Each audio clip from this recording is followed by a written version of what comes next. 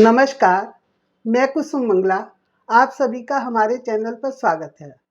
जैसा आप सभी जानते हैं कि होली से दूसरे दिन गणगौर पूजा शुरू होती है। ये कबारी लड़कियां 16 दिन तक इसकी पूजा करती हैं और 16वें दिन सभी सुहागनें और कबारी कन्या सभी मिलकर इसका व्रत करती हैं। 16वें दिन जब इसकी पूजा होती है तो उसमें नमकीन और मीठे गुने चढ़ाए जाते हैं। तो मैं आज आप सभी के साथ मीठे गुनों की रेसिपी शेयर कर।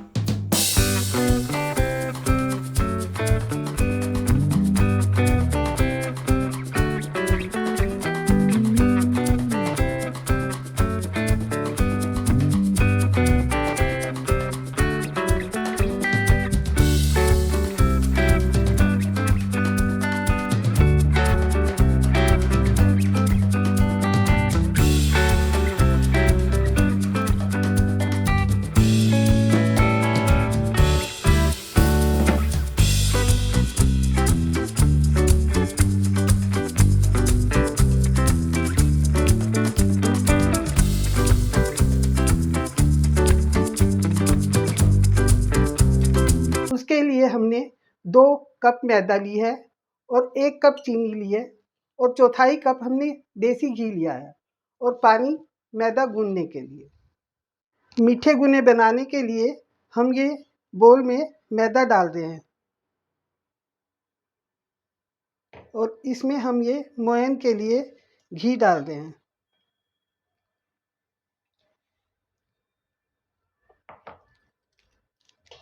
और अब इस घी को हम अच्छे से इस तरीके से मसल कर पूरी मैदा में अच्छे से मिला लेंगे।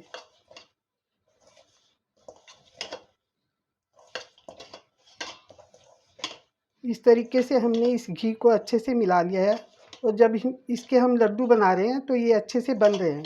इसका मतलब हमारा मोयन इसमें ठीक डला हुआ है। अब इसमें हम ज़रा सा पानी डालकर मैदा का आटा लगा लेंगे।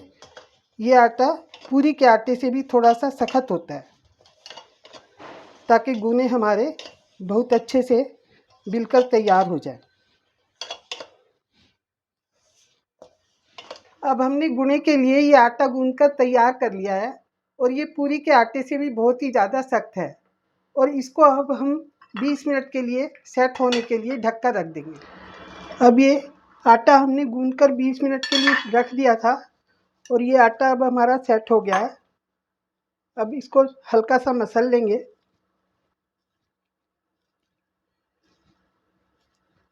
और इसके अब हम 2 पेड़े बनाकर तैयार कर लेंगे।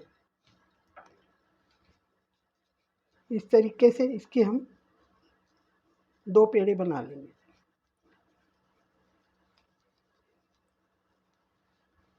और एक को हम ढक कर रख देंगे। अब इसको हम इस तरीके से बेल कर थोड़ा सा मोटा ही रखेंगे, ज़्यादा पतला नहीं करना है इसको। अब इस तरीके से हमने ये थोड़ा सा मोटा बेल कर तैयार कर लिया है और इस तरीके से अब इसको हम काट लेंगे।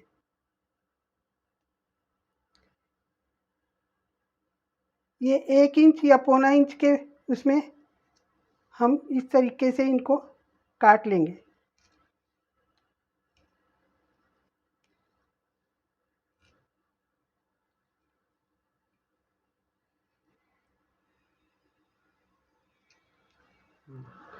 इस तरीके से हम एक ये उठा लेंगे और इसको उंगली पर ऐसे लपेट लेंगे और इसको इस तरीके से यूँ चिपका देंगे और बाकी इसको तोड़ देंगे।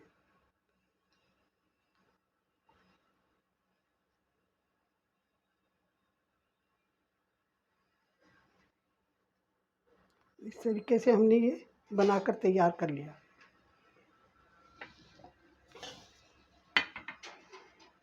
ये एक में से हमारे 2 बन जाएंगे और 3 भी बन सकते हैं, तो हम इनको उसी हिसाब से काट लेंगे छोटा छोटा।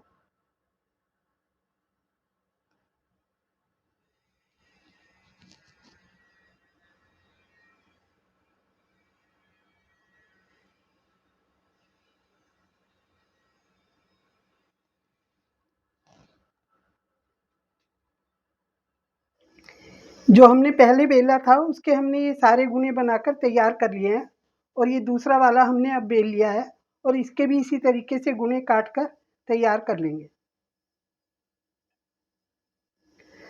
हमने जो पहले बनाए थे तो वो हमारे एक रिबन में से 2 बने थे, तो इसलिए हम इनको सभी को एक में से 2-2 कर लेंगे। इस तरीके से हमने ये 2-2 कर लिए हैं और अब इनके सबके गुने बनाकर तैयार कर लेंगे।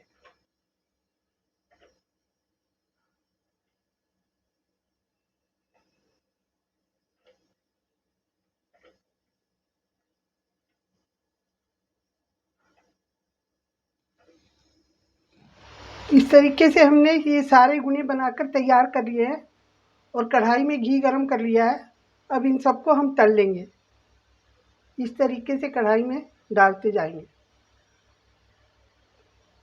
गुने तलने के लिए हमें ज़्यादा तेज़ घी गरम नहीं करना है, मीडियम गैस पर ये तलने हैं और घी मीडियम ही गरम होना चाहिए, क्योंकि थोड़े से मोटे होते हैं तो ये मीडियम गैस पर ही आराम से सीखेंगे।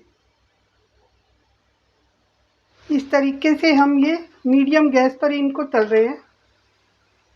ये बहुत ही अच्छे लग रहे हैं। मीडियम गैस पर तलेंगे तो ये अंदर तक पूरे सिक जाएंगे, कच्चे नहीं रहेंगे। अब ये सारे गुने हमारे इस तरीके से सिक कर तैयार हो गए हैं और इनको अब हम कढ़ाई में से निकाल लेंगे।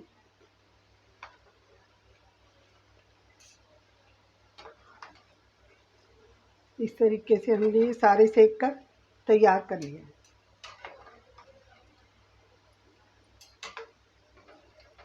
अब गुने की चाशनी बनाने के लिए हमने ये एक भगोना लिया है और उसमें हम ये सारी चीनी डाल देंगे और इसमें हम पौना कप पानी डाल देंगे।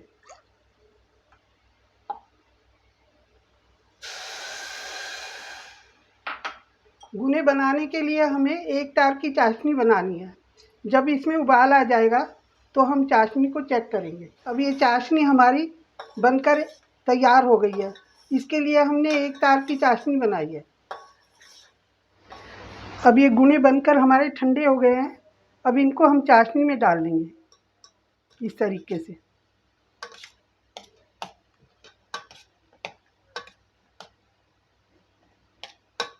इस तरीके से इनमें हम चाशनी चढ़ा लेंगे और इस तरीके से प्लेट में निकाल लेंगे।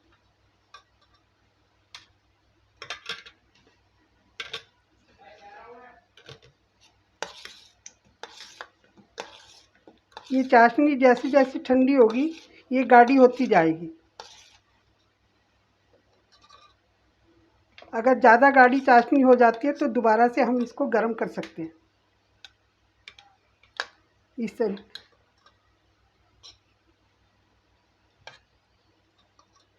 इस तरीके से हमने ये सारे गुने बनाकर तैयार कर लिए हैं और इन पर चाशनी की अच्छे से कोटिंग भी हो गई है।